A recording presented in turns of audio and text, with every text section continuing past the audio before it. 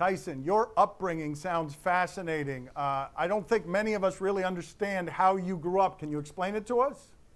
Yes, I grew up in a family of fighters that goes back hundreds of years, back to the bare knuckle days, right up to being heavyweight champion of the world.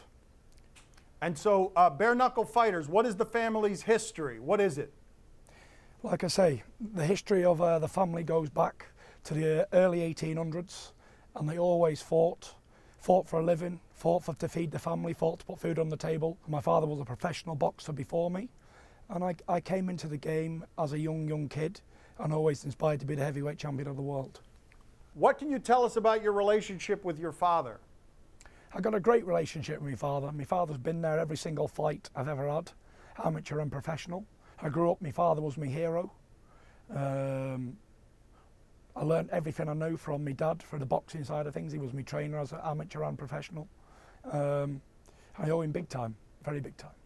How tough was he on you? Very tough, very tough. He instilled in me, if you want something, you've got to go out there because no one's going to give it to you. Nobody's going to give anything away for free. Everything you have, you've got to work very hard for. And especially in my game, where there's 7 billion people on the planet and there's only 1 or 2 heavyweight champions of the world. What are the odds are being a newborn baby and then to grow up and be the heavyweight champion of the world? The odds have got to be astronomical. Can you explain to us what happened that made you sort of leave the sport for 2 years? Yes, I can. I was suffering with depression my whole life, and it was a massive build-up from being a young kid to being the heavyweight champion of the world. And after winning the World Heavyweight Championship in 2015, I came down with a lot of depression heavily, and it gave me the urge not to want to do anything anymore and just quit on everything.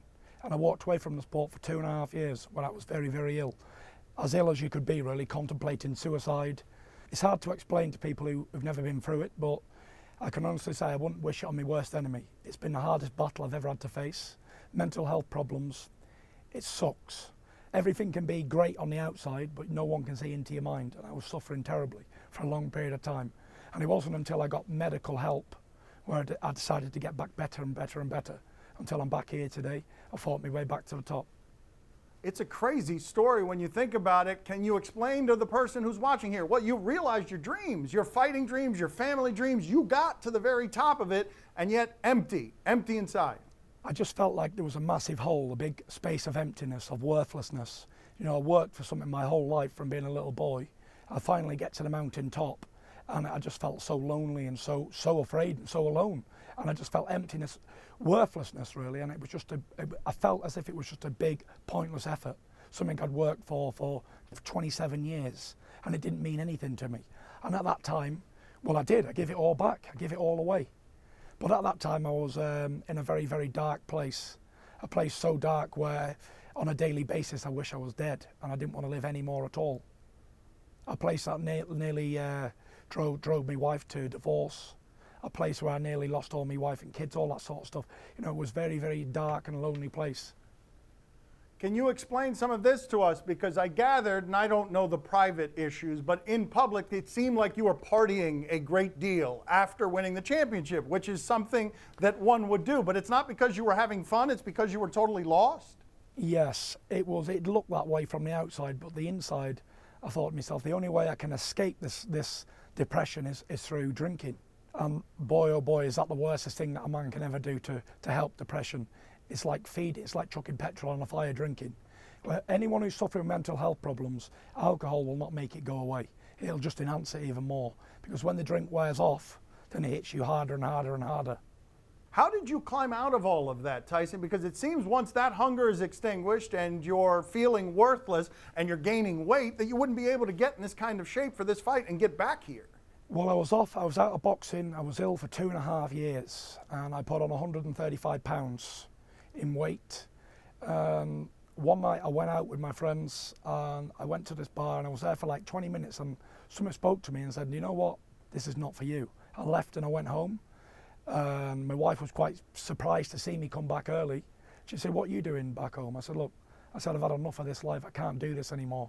I'm either going to die or I'm going to come back.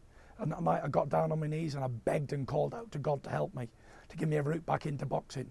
over all the obstacles I had to overcome, the weight loss, the mental health problems, suspended from boxing. You know, I had everything against me, and he brought me back to this moment. And I know it's for a reason, to regain the heavyweight championship of the world. Looking back on your past, what would you say you'd like to go back and do differently upon re-examination? Yeah, I wouldn't change a thing, because what don't kill us makes us stronger, and if I didn't go through the trials and tribulations, I wouldn't be the man I am today. And this life is a test, and I'm happily to be tested. Is a bad man, Poppy. You got a tough question for him? Be careful here. Yeah, I got a tough question. Tyson, you got in real good shape. Can you give my son some tips? Really, Dan? Yes, I can. I can give him some tips. Lay off the carbs and higher the protein, and get on the cardio. Okay, thank you. Thank you all. Tyson, we appreciate your time.